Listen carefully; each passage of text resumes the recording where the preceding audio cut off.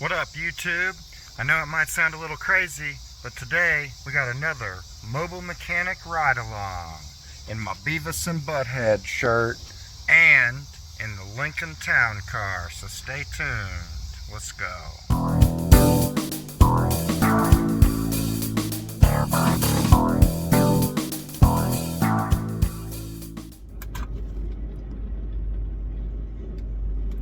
And we're off.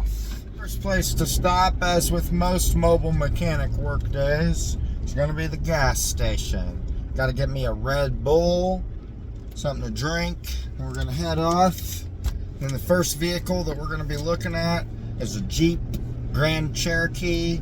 Got some codes going on in it. So we're just going to pull up and we're going to do a code scan on the full vehicle and just kind of give a rundown, look it over, and see what we find. So stay tuned.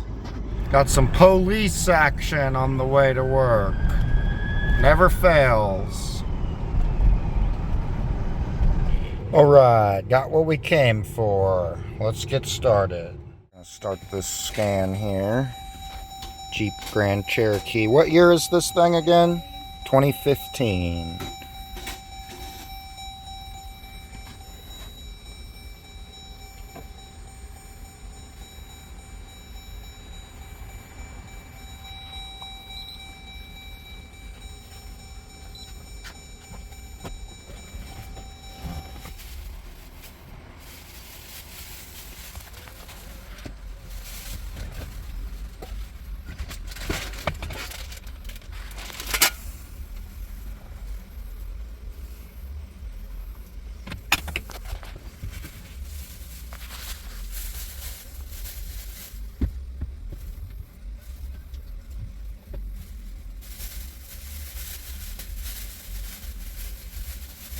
There's all kinds of codes in here. That's terrible.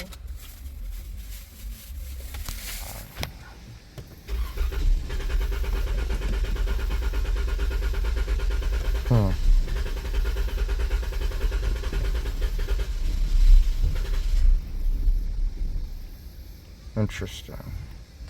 Alright, well, I don't have access to Mitchell anymore, so I can't really look up diagnostic trouble trees and wiring diagrams and things of that nature.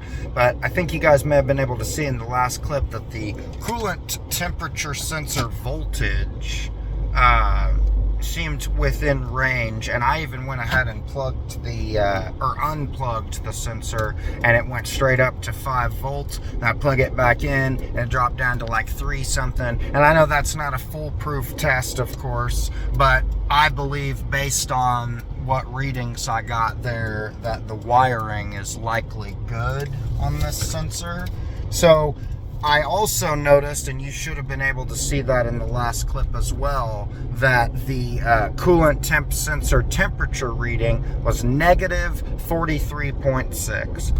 And I've seen many times where these sensors fail and they'll just peg out in either direction. It'll be the far negative of its reading or the far positive of its reading. And she's having issues with her gauge randomly not working as well. And it also has a throttle error message. So I'm thinking, in regards to the throttle error message, the throttle body was recently replaced by me, I might add. So we may have a faulty throttle. We got it programmed, I'm pretty sure. And then I'm thinking that the coolant temp sensor must provide some sort of an input to the throttle body or to the PCM, and therefore then to the throttle body. I'm thinking there's possibly an issue where the temp sensor is not reading properly and therefore the throttle body is not able to work properly, and we've got sort of a dual issue here. Now, this is of course not a full diagnostic, but based on the information I have available to me, I would replace the sensor, and so that's what I'm recommending. We're not going to be doing that today,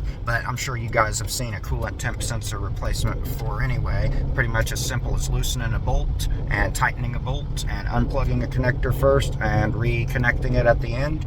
It is in somewhat of a difficult space on the 2015 Grand Cherokee 3.6 liter. It's on the driver's side, on the rearmost part of the engine, kind of closer to the firewall. It's got this damn heat shield thing that's shaped like a cylinder over it. It kind of looks like aluminum foil almost, and the wires go through the top. You gotta slide that thing up the wires, and then you can pull the damn red tab that they put on there, those stupid lock tabs. You can pull that off, and then you can unplug it, put your socket on there, loosen it, go from there. So that's what I'm recommending to my friend for now, is to hopefully the sensor will fix this issue. If not, then of course we can do some further digging. But you know, me being not a mobile mechanic anymore, I no longer have access to certain data that I used to have access to.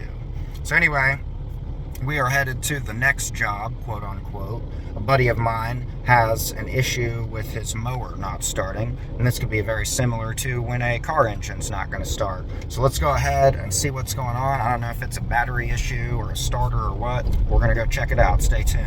Here's our next vehicle, John Deere.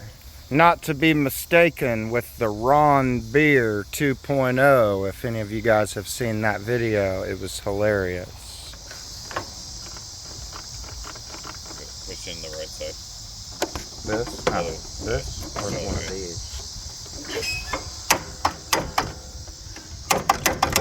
So it's trying to start.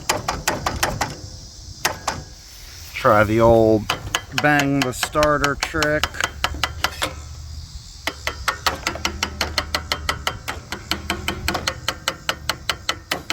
Okay.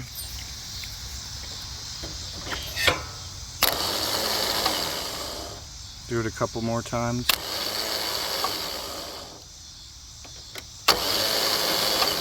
Okay. Alright, try again.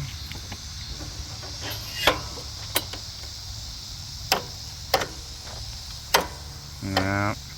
Alright, so we got this top cover off here. We took the starter off first. We could see that that was working properly. We'll go ahead and try it now so you guys can see. And we took that off and it was spinning perfectly without the starter bolted up. You know, we had it touching, so it still had a little bit of a ground, and this thing's not turning. So we got that whole thing off of there. We're going to try to turn this thing over by hand clockwise and see if the motor is seized up or not. Here we go. Oh man. Well, as you guys can see, it was a piece of shit. It won't start. Motor is locked up. We checked the starter. We confirmed that that was still spinning. Definitely was. Tried to turn the engine over by hand, and I'm telling you guys, I was yanking on it. Like, I was trying not to break that bolt, but for real, that thing was stuck. Thought about maybe pulling the plug, but I had to run back and forth to my house a couple times already, and my buddy had to get going to do something else, so we ended up not doing that. But that'd be the next step, if any, and otherwise I think that engine's toast. So stay tuned, and I will be right back with the next one. Well, I was an idiot, forgot to turn my camera on. I meant to include this as part of the mobile mechanic ride along. Had to do an oil change on the old town car again. Had my son here helping me. He got up under there and he got that oil filter loosened up and helped me pull it out of there and put it back in. He lubed up the O-ring for me, and then he also pulled out the drain plug for me after I loosened it up. We got the oil drained, we tightened it up, and then now we're learning about good etiquette for the customer, wiping off any smudges that may have gotten onto the vehicle before you give it back to the customer. The only thing left I gotta do is reset the oil light. I should have filmed the whole thing, but I know you guys have seen an oil change on this before, so I don't want to bore you with that necessarily, but I did intend to film this, so I do apologize for that. But I'm out here doing an oil change on the town car with my son. Alright, press the mode button. Alright, and now press and hold the reset button. Alright, we figured it out. You press mode and hold and then press reset. There we go. Alright guys, that's going to be the end of the video for today. Hope you all enjoyed. It's been a minute since we did a ride along, especially since I kind of retired from being a mobile mechanic. I know that wasn't nearly as full-fledged as the older ones, but I thought I'd put something together for you guys. Otherwise, please like the video, leave a comment below, and if you haven't already, go ahead and subscribe to the channel. trying to hit 3,000 subscribers by the end of 2024, and you guys are really kicking ass out there. Those numbers are going up, so I really appreciate that. Also, if you're interested in any of the tools you've seen me use on the channel, check out my Amazon affiliates links in the description below. If you want to pick up anything, there's a link directly to it. I do make a small commission on those if you buy anything, and I greatly appreciate that. Otherwise, please stay tuned for many more awesome videos on the Andy's Auto YouTube channel. I'm Andy, signing off.